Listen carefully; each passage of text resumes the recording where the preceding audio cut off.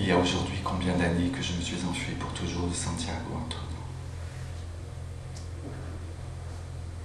Nous sommes en novembre, mois de ton anniversaire, je crois, mais je ne sais plus très bien le jour. Tout devient si vieux tout à coup, et au regard de la mémoire si beau et moche à la fois. Ça m'est revenu tout à l'heure, en me regardant dans la glace pour savoir si j'allais me laver ou pas. Je me trouvais l'air sale, sans savoir si c'était au dehors ou en dedans. Depuis des années, c'est ainsi, je ne sais pas où je suis sale. Je sais que je le suis, c'est tout. Certains jours plus que d'autres, et ça n'a rien à voir avec la crasse qui m'entoure. Parfois, je me lave et ça ne part pas, je reste alors seul et sale. D'autres fois, je sais que rien n'y fait, c'est inutile et je m'épargne cette corvée qui m'épuise, cette douche qui m'essouffle. J'essaie de me sourire dans la glace et voilà, je suis lavé pour la journée. Là, je n'arrivais pas à me décider. Et puis j'ai vu le calendrier accroché à côté du petit miroir ébréché, et il m'est venu un pincement au cœur. Ce souvenir de Santiago, de novembre et de toi. J'ai vu novembre et je t'ai vu à la rivière, tes longs cheveux dans les fleurs et des insectes bourdonnant au-dessus de nos têtes. Le genre de vision naïve et charmante qui fait si mal, qui laisse si lourd du vide qu'elle laisse.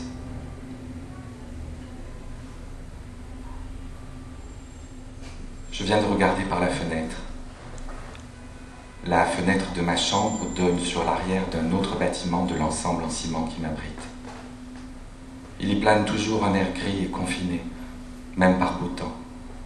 Un air épais et poisseux, qui fait se sentir sale lui aussi, et qui nous pousse nombreux à renoncer au bain, pour ceux qui savent encore ce qu'est l'hygiène du corps, pour ceux qui savent encore où est leur corps. Si tu étais là, tu pourrais voir tout un tas de petites lucarnes qui font des yeux au mur. Moi, je les appelle fenêtres, mais un enfant de 10 ans ne pourrait déjà plus passer au travers. Plus bas, tu verrais les poubelles entassées au rez-de-chaussée. Comme nous, elles débordent. On les ramasse, on les entasse. Elles restent là jusqu'à puer sous les lucarnes. Il n'y a qu'en levant la tête que tu pourrais voir un petit bout de ciel et voir qu'aujourd'hui, il fait beau, qu'une lumière perce le puits gris qui s'érige entre l'air pourri de ma fenêtre et le mur de l'autre immeuble. Et ce soleil comme voilé dessus me rappelle Santiago quand il fait chaud. Quand je me mets à penser comme ça à cette ville, Antonio, tu ne peux pas savoir l'envie folle, mais folle, qui me prend d'y retourner. Mais je n'y retournerai pas. Je sais bien, et tu le sais aussi, que je ne pourrai jamais y retourner. C'est une certitude terrible et en écrivant cela, j'ai mal au bide. Tellement mal au bide que je m'accroche à la table et m'agrippe au papier. Ce papier sur lequel tu lis ces mots mal formés, cette ligne de travers qui remonte pour échapper au creux que je sens s'élargir sous mes pieds. Sous mes pieds, il n'y a plus de sol commun au tien. Tu ne sais pas, toi, ce que ça fait quand il n'y a plus rien sous les pieds, quand on a quitté une ville qui n'est déjà pas la sienne, mais qui a juste commencé à l'être, quand on l'a quittée pour une autre et encore une autre qui ne sont jamais devenues siennes, qu'on n'a jamais pu vraiment habiter, dont la rumeur ne parle pas au cœur et n'est que bruit insignifiant. Ça rend malade. Ça rend malade rien que d'y penser. De penser qu'on ne veut pas rester et qu'on ne peut pas repartir, qu'on ne peut pas ou ne veut pas, et qu'il n'y a pas d'autre place que celle où l'on est, qui n'en est pas vraiment une, et qui est celle qu'on occupe pourtant. On occupe du vide. On occupe une absence comme on peut, du mieux qu'on peut. On la peuple, on la crie, on l'embrasse, et quand même ça rend malade. On reste en l'air, les pieds en l'air, sur un câble tendu qu'on ne voit plus, et dessous pas de filet, tu comprends ?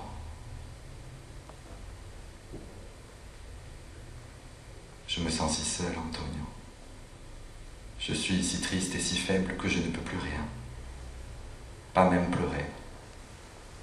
Quelquefois j'essaie, je me dis que pleurer c'est la vie.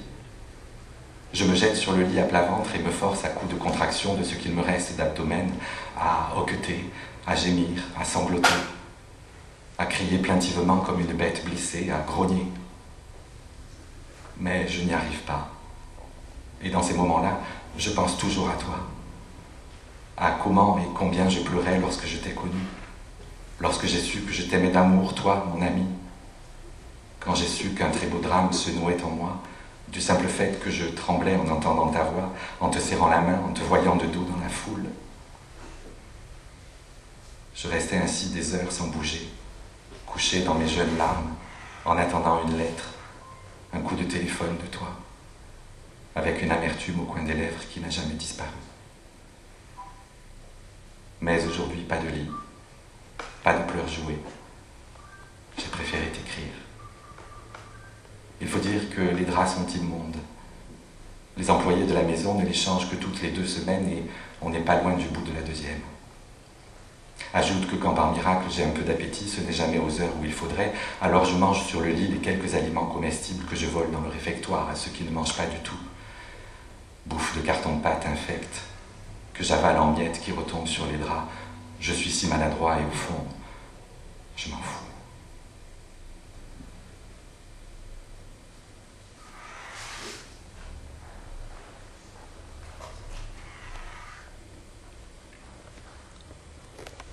J'ai 54 ans et j'en parais 80. Je suis sale et pourtant je suis propre, mais comment se sentir propre ici? Je prends une douche par jour, le matin.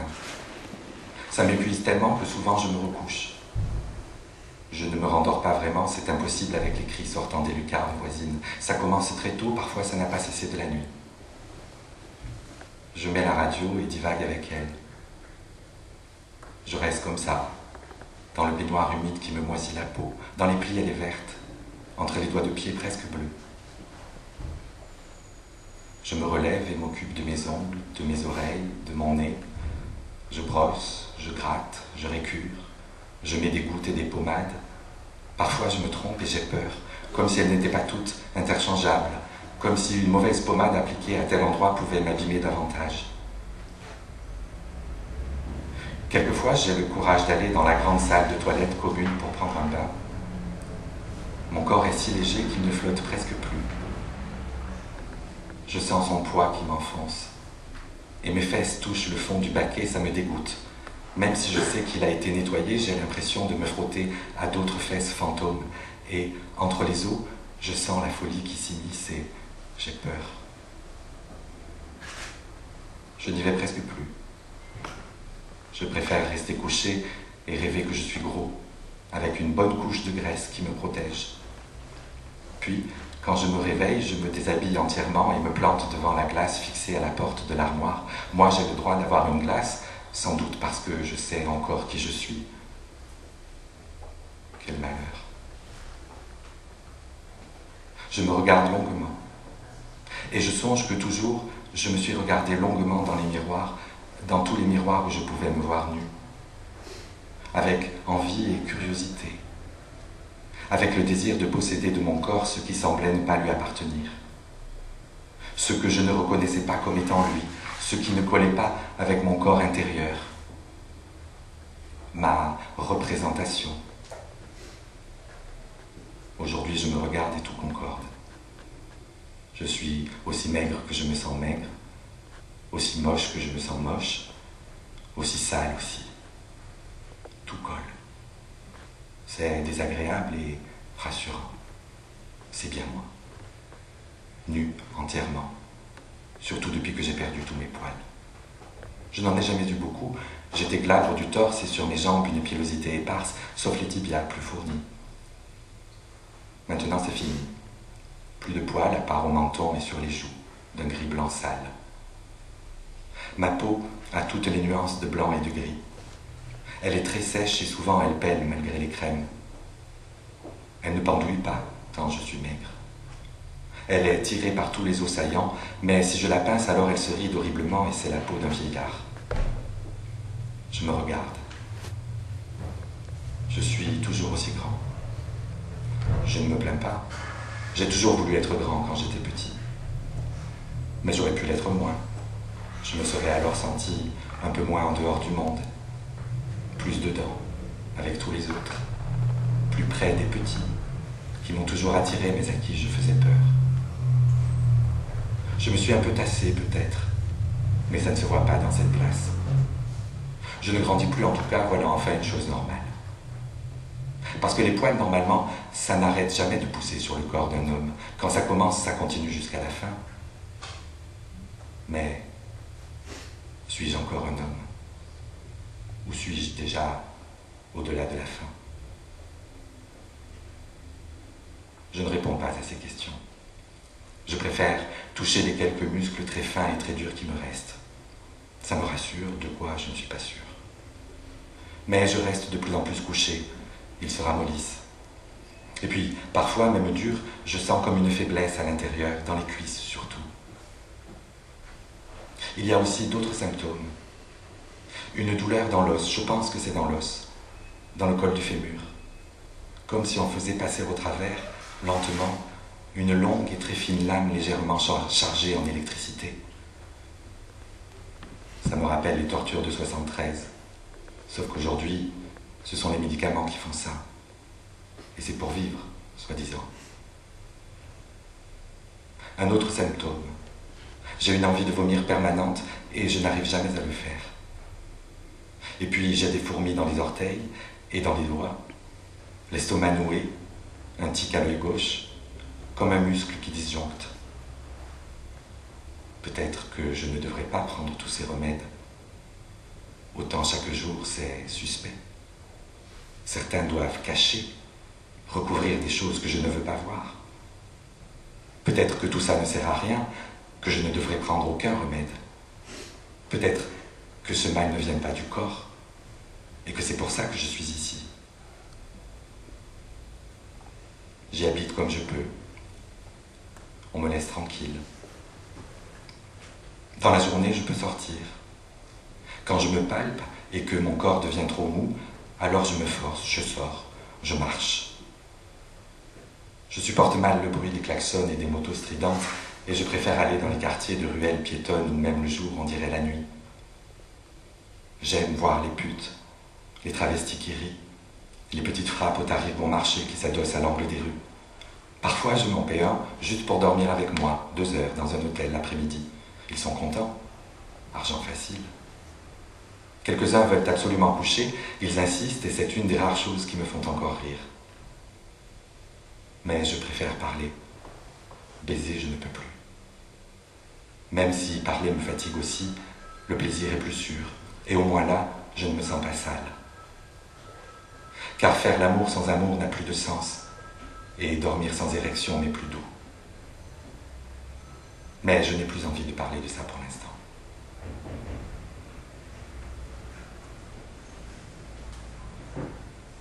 Pour ne pas en parler pour l'instant, je lève la tête et dévie mon regard de la glace pour ne pas voir mon visage qui fout le camp.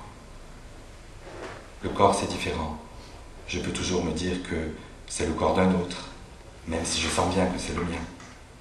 Ce sont mes yeux sur un corps, mais mes yeux dans mes yeux sur mes joues creuses, mes yeux sur ma bouche tombante, sur tous les sillons qui ravinent le front pour la rejoindre, mes yeux qui me fixent, non, ce n'est pas possible. Je sais trop bien que c'est ma figure, et ne peux pas ne pas voir l'autre figure, celle de ma jeunesse, se superposer au masque émacié d'aujourd'hui. Je reconnais quelqu'un qui fut moi. Pourtant, sur les autres, j'aimais faire cet exercice. Apercevoir la vieille femme ratatinée derrière le visage juvénile d'une jolie fille, ou inversement imaginer sous la peau d'un vieillard les traits fermes et virils du jeune combattant anarchiste de 36. Moi, je suis, enfin j'étais, entre les deux, ni jeune ni vieux. Je pouvais aller dans un sens ou dans l'autre à ma guise. Aujourd'hui, c'est trop difficile. Il n'y a plus qu'un sens possible, pas celui que je préfère. Mon visage n'a plus de chaleur, même les yeux. je me détourne de moi. Je me détourne et lâche les bords du lavabo qui lui aussi est froid, mais aux bords plus ronds que moi. Sous mes pieds nus, il n'y a toujours rien. Sur le sol en lino qui pue la vieille eau de Javel, je crispe toute la plante de mes pieds, mes orteils encrochés, comme pour rattraper le sol qui me manque. Mais je n'attrape rien. Pas même ce sol-là. Alors je décolle mes pieds, chose des mules dépareillées, et je descends à l'entrée pour voir si je n'ai pas de lettres. Pareil tous les jours, plusieurs fois par jour. Je reste nu sous mon peignoir, j'ouvre la porte et je marche dans les couloirs. J'aime sentir mes couilles qui balancent à l'air libre sous mon peignoir, tout en disant bonjour aux infirmiers. Et je pense à mon grand-père qui tous les matins passait 1 heure au moins les testicules en liberté, disant que pour un homme qui se voulait libre, rien n'était pire que de garder ses couilles attachées. Petit garçon, je pensais que c'était ça, un vieux cochon. Un vieillard qui tous les matins se gratte le scrotum en souriant, tout en prenant son petit déjeuner. Aujourd'hui, je comprends. Je me suis fait enfermer, mais je laisse pendre ce qui doit pendre, le long des couloirs surchauffés, pour aller guetter des lettres qui n'arrivent jamais. C'est normal, après tout, de ne pas avoir de lettres. Je n'ai plus personne là-bas, à Santiago. Seulement Antonio. Mais à présent, après toutes ces années, je ne sais plus très bien si c'est pour toujours, ou si au contraire je n'ai plus personne pour de bon. Et je croise quelques fous qui, eux non plus, ne savent pas très bien, ou qui ne savent que trop. Je ne voulais pas penser à Antonio maintenant, mais quand j'ai vu que je n'avais pas de lettre, sans le vouloir, j'ai pensé, ce serait si bon d'avoir une lettre d'Antonio là, tout de suite. Je prendrais la lettre, je remonterais les escaliers, je marcherais dans les couloirs, le cœur et les couilles battant, je croiserais des infirmiers à qui je sourirais béatement et qui croiraient qu'enfin je suis fou. J'ouvrirais ma porte, je m'assierais sur le lit, je lirais lentement. Il y aurait sûrement des nouvelles de Santiago. Et aussi, il devrait parler de cette petite rivière où on allait se baigner. Si la journée est ensoleillée, on devrait pouvoir commencer à bronzer en ce moment, lui et moi, parce qu'à part moi, il est le seul à connaître l'endroit. Alors, j'allumerai une cigarette et je lirai, je relirai. Puis je prendrai une feuille de papier et un stylo, je réfléchirai un peu et commencerai à répondre. Sous la date, il faudrait que j'écrive quelque chose. Là, je sécherai. Qu'est-ce qui serait mieux? Mon cher Antonio ou cher Antonio? Ami Antonio ou juste Antonio? Ou pourquoi pas mon ami? Je resterai un bon bout de temps comme ça, à réfléchir à ces mots simples jusqu'à ce qu'il commence à faire nuit. Je déciderai peut-être de commencer à écrire sans mettre de date, pour ne pas avoir à tout raconter. Ou bien je laisserai la lettre comme ça, juste avec une date et puis la page blanche, pour qu'ils puissent tous raconter comme ils voudraient. Et j'irai me coucher. Ou bien je me raserai pour mettre de la douceur sur ma peau. Sauf que non, rien de tout ça. Pas de lettre, pas de réponse. Juste moi tout seul dans une cellule où je me réfugie, sans même de la folie pour me tenir compagnie. Juste des souvenirs, de la tristesse et la douleur. La douleur. Je l'ai senti revenir à l'aine, entre la chair et l'os. Je me suis assis par terre en tailleur, posant ma main à l'endroit où ça faisait mal, et j'ai essayé de me détendre en respirant profondément, en ne pensant à rien, à personne, surtout pas à moi. Je sentais moins la douleur comme ça. Mais un frisson m'a parcouru, me ramenant à moi, à ce poids que je sens, une fois soulagé de la douleur. Un souvenir précis que je ne veux plus évoquer. Une honte sournoise, une culpabilité que je ne nomme pas, un regret pour lequel il n'y a plus rien à faire. J'étais comme ça, le cul par terre, et j'ai regardé par la fenêtre ouverte le soir qui venait avec un air très doux pour la saison. Et je ne sais pas pourquoi, mais à cet instant m'est revenue une chanson de Violette à part qu'on fredonnait avec Antonio quand on marchait sur le sentier au retour de la rivière. Et la voix de Violette m'a envahi, et en contrepoint celle de Victor. Puis c'est toute une rumeur qui s'est mise à gronder. Le Quartetto Cedron, Inti Limani, Mercedes Sosa. Le chant général de tout ce qu'on a perdu. Et ça faisait si mal partout dans ma tête que j'ai pensé qu'il suffirait que je me lève, que je prenne un peu d'élan pour me jeter dans le vide et que ça s'arrête. Voilà. Et ce serait fini, tout ça. Antonio, Santiago, Violetta et le reste. Les 26 comprimés qu'il faut chaque jour avaler pour quand même mourir finalement. Et tous ces êtres perdus qui m'entourent en criant, se frappent et se blessent pour interroger la vie ou quoi. Ce n'était pas la première fois que ça me passait par la tête.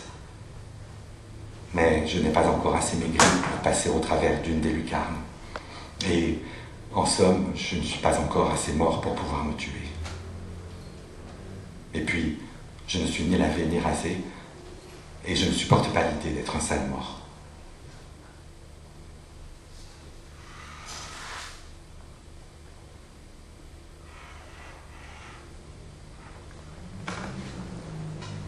Pourtant, cette fois, Antonio, je ne sais pas pourquoi mon envie de sauter ne passe pas. Mais je résiste, que faire, car je n'imagine pas me tuer autrement qu'en sautant. Il n'y aurait personne pour me regretter, ni même pour se sentir floué par ma mort, qui de toute façon surviendra. Pas même Caroline, déjà partie depuis longtemps. Ni Miguel, qui s'est remarié je ne sais où et avec qui. Ni Domenico, qui s'est immolé par le feu avec tous ses livres après la junte, dans son appartement dévasté par ces enculés sauvages de la police politique. Ni Bruno, un des leaders du mouvement de la gauche révolutionnaire à Valparaiso. Tu sais, ce beau gars métis qui faisait jouir très fort ma cousine, qu'est-ce qu'on a pu rigoler là-bas. Elle gueulait « Je t'aime, dévaste-moi !» Et lui chantait « El pueblo unido jamás será vencido. El pueblo unido jamás será vencido. » Tu parles. On est presque tous morts, exilés ou disparus aujourd'hui. Quelle belle union du peuple, invincible, vraiment. Non. Ni eux, ni tous les gens du mouvement d'action populaire qui fréquentaient ce bar incroyable sur une colline à côté du téléphérique, où la patronne noyait la révolution dans l'alcool de contrebande. Maria Esther, c'est son nom. Quelle femme. Non, personne. Pas même toi qui ne m'as jamais écrit. Je me mets à compter sur mes doigts ceux qui pourraient me regretter, et je vais te dire, j'ai des doigts en trop. Je suis très malheureux, Antonio, et je me sens si vieux. Ici, jour après jour, j'ai découvert au milieu des fous qu'au fond de moi, je n'ai plus envie de vivre. M'en voudras-tu de ne plus combattre, toi qui disais qu'il faut faire l'amour à la vie jusqu'au bout? Mais c'est la mort, la chienne et le deuil qui nous ont tous baisés et dévastés, Antonio. Et ce salaud d'Augusto qui fait la nique à la justice, quand j'y pense, j'enrage, tu ne peux pas savoir. Parfois, je me demande si ce n'est pas ça qui me tue à petit feu.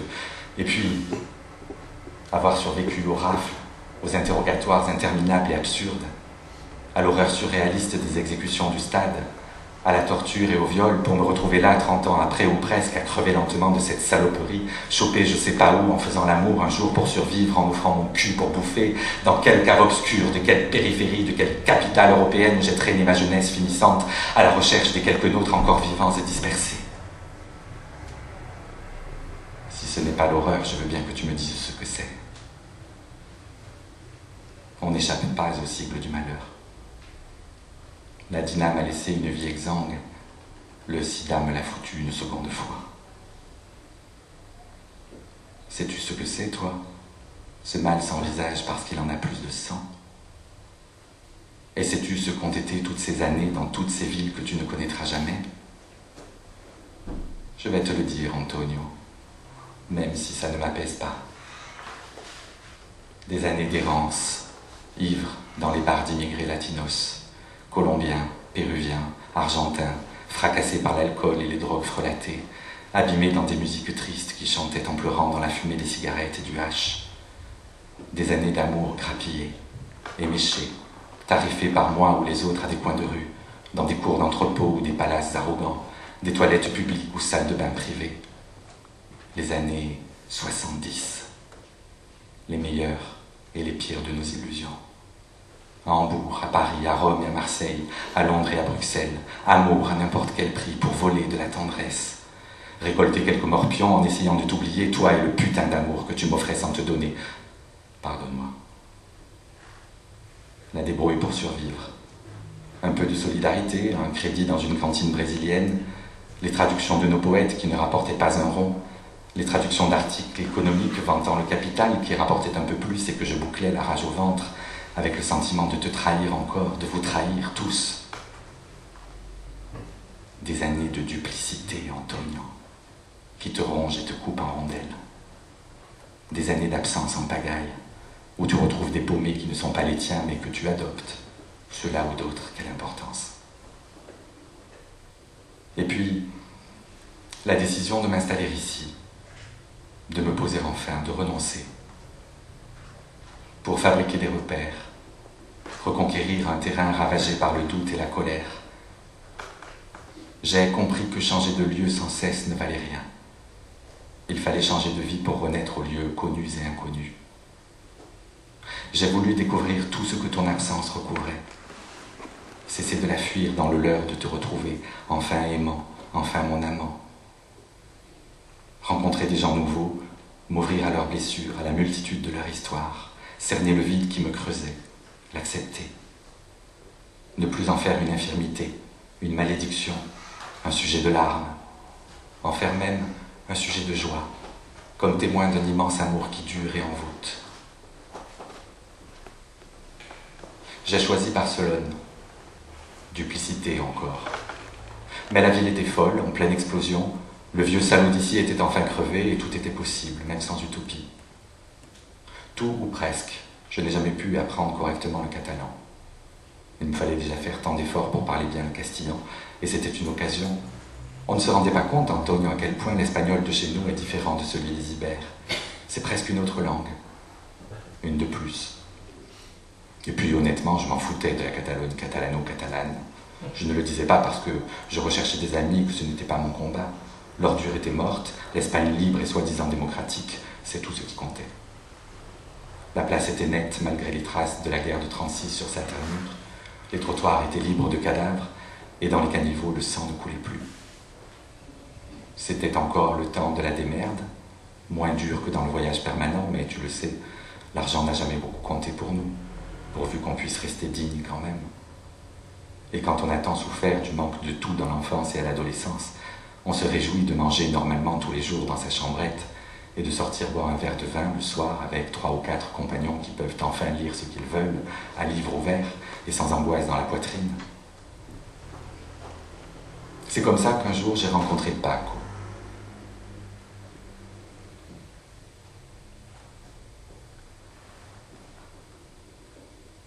Là, je m'arrête d'écrire un moment car je ne sais plus comment commencer à te raconter cette histoire. Alors je relis ces dernières lignes et je souris avec un peu d'amertume. C'est sans doute un effet de l'âge et du regard en arrière quand on a fait de la route sans toujours voir son chemin. Ces années-là, figure-toi, ont été les plus tranquilles de ma vie, dans la plus grande agitation urbaine que j'ai connue. Mais revenons à Paco. Je ne sais toujours pas comment te raconter ça, tu vas me prendre pour un dingue. Disons qu'une nuit, je t'ai vu. Ne ris pas, c'est exactement cela. Je remontais une rue vers le port, un quartier plutôt moche et misérable à l'époque, mais j'aimais bien.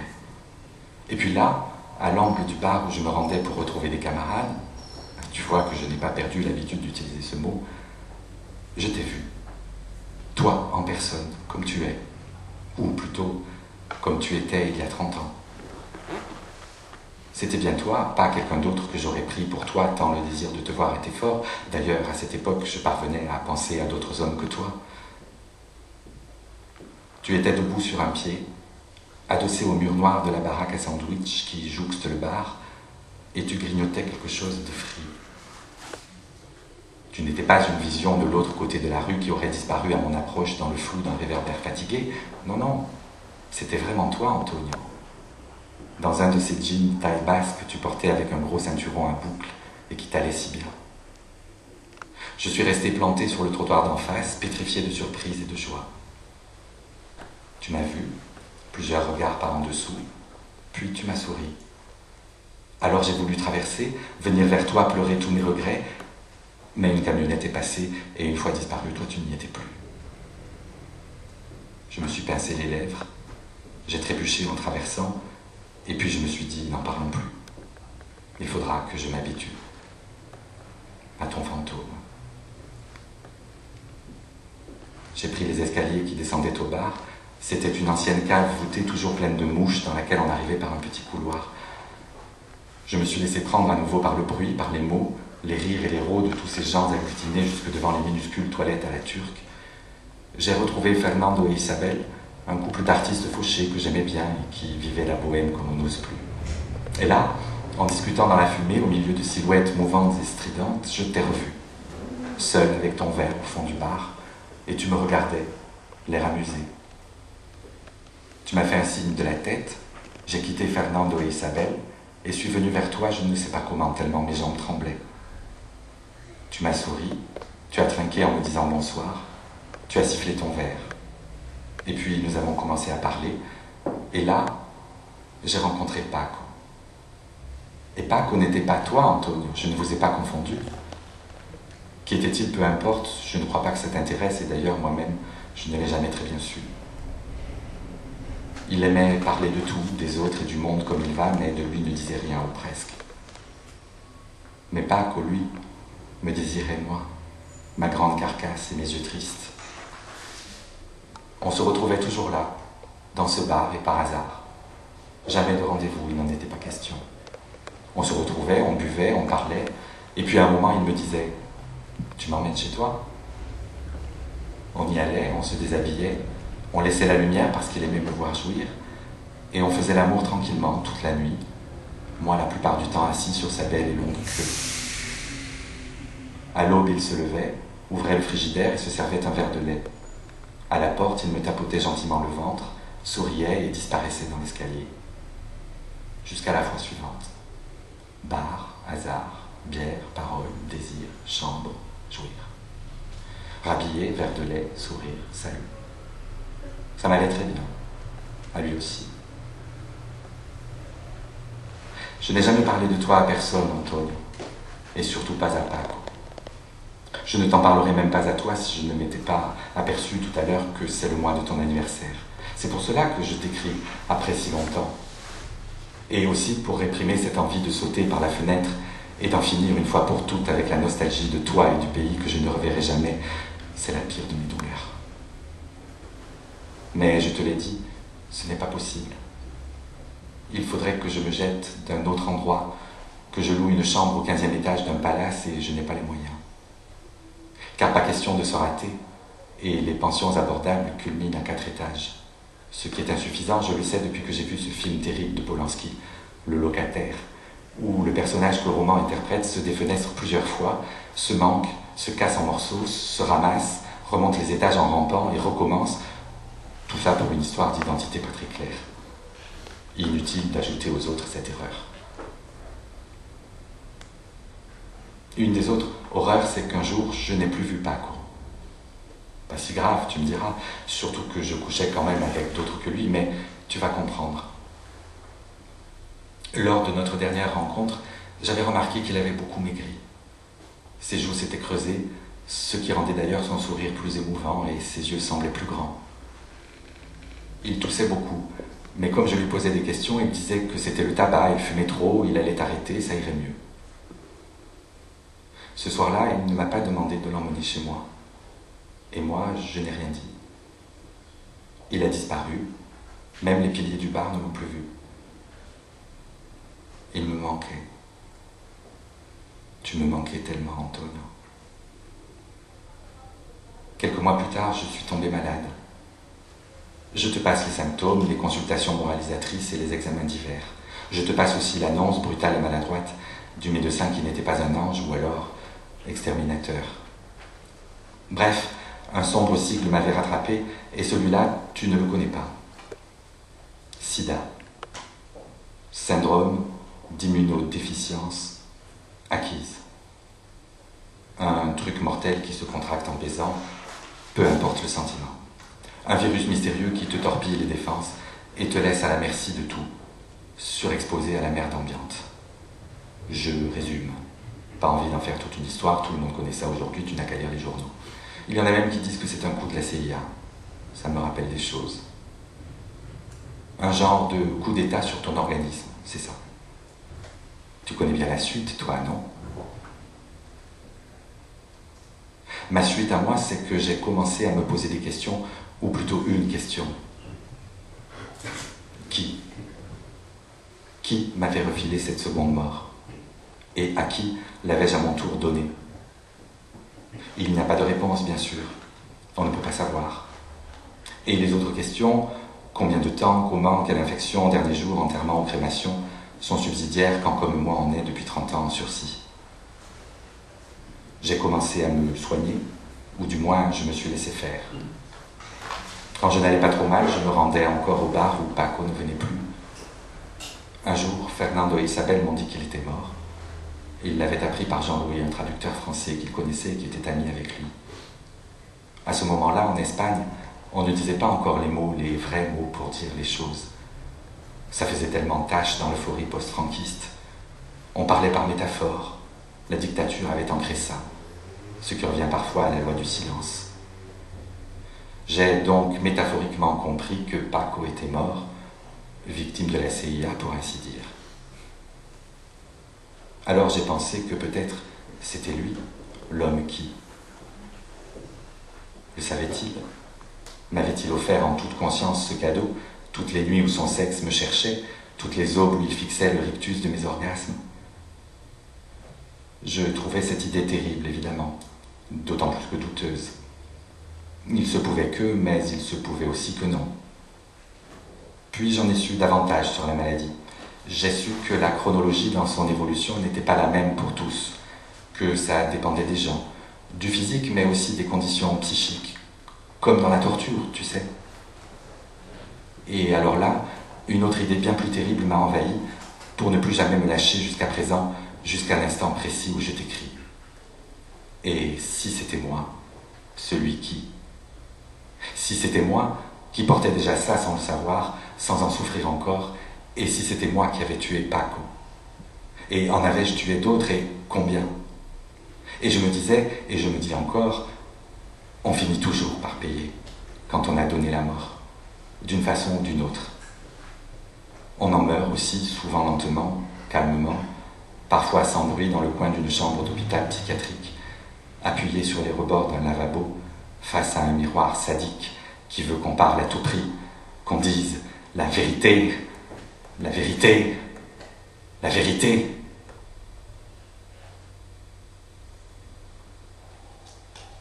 La vérité, Antonio, je ne sais pas si tu la sais, mais elle n'est pas tranquille. La vérité est que j'ai compris ce qui s'appelle comprendre. J'ai compris que j'étais un meurtrier. Je l'ai compris ici. Mais j'ai choisi ma cellule. Non celle de la prison des corps, mais celle des âmes et des cœurs. Un jour, dans le cabinet du médecin qui me suit, j'ai simulé une crise de démence. Je ne me suis pas beaucoup forcé, peut-être même que je n'ai pas du tout joué. Je n'ai eu qu'à lâcher, à tout laisser aller, abandonner tout mon corps, laisser filer les mots et toutes les métaphores dans le désordre. Ça a suffi. Le lendemain, j'étais ici. Depuis, les jours passent et j'expie. J'expie ce jour à la rivière où nous étions allongés nus, par cet après-midi bien douce pour la saison.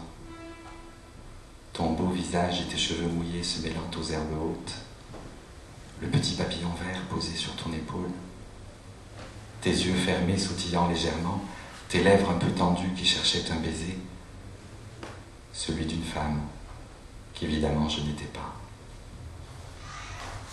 Et je n'ai pas résisté. J'ai voulu t'embrasser. Tu ne dormais pas. Tu m'as senti me pencher. Tu as tourné la tête, évité ma bouche. Je crois que là, ma vie s'est brisée, Antonio. Tu n'as rien dit, moi non plus. Nous nous sommes tus, sur le chemin du retour à Santiago. Santiago du Chili. Tu préférais ne plus me voir un certain temps, ne pas avoir à souffrir de ma peine, tu dis, juste avant de descendre du bus. J'ai dit d'accord. Nous nous sommes dit au revoir. Quelques mois plus tard, c'était le putsch, les chars, l'hallucinant pilonnage de la monnaie, la mort de Salvador Allende et tout le bordel. On m'a rapidement arrêté, interrogé, torturé. J'étais faible et brisé. Je n'ai pas résisté très longtemps. J'ai donné ton nom. Je t'ai trahi. J'ai vendu ta peau pour sauver la mienne. Raté.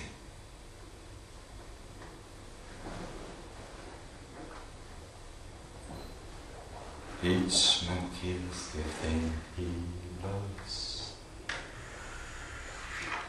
Each man kills the thing he loves. Each man kills the thing he loves. Da da dum, da da dum. Each man kills the thing he loves. Each man kills the thing he loves. Each man kills the thing he loves. Da da dum, da da da dum, da da dum, da da da dum. Each man kills the thing he loves. Each man kills the thing he loves. Each man kills the thing he loves. Da da dum, da da da dum.